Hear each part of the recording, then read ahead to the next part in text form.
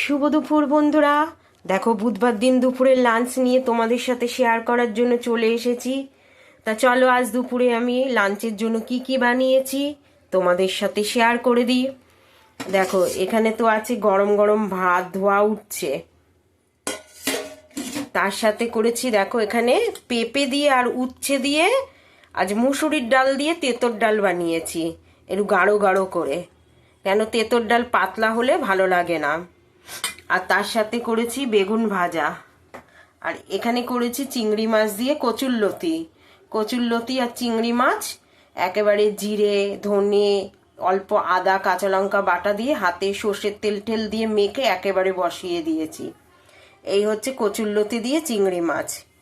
আর করেছি, দেখো এখানে বড় বড় সাইজের কালো যে তেলাপিয়া মাছগুলো থাকে, সেই তেলাপিয়া মাছ দিয়ে সর্ষে পোস্ত দিয়ে ঝাল করেছি। আর নামানোর সময় ধনেপাতা দিয়ে দিয়েছি। এই হচ্ছে বুধবার দিন দুপুরের আমাদের লাঞ্চ মেনু।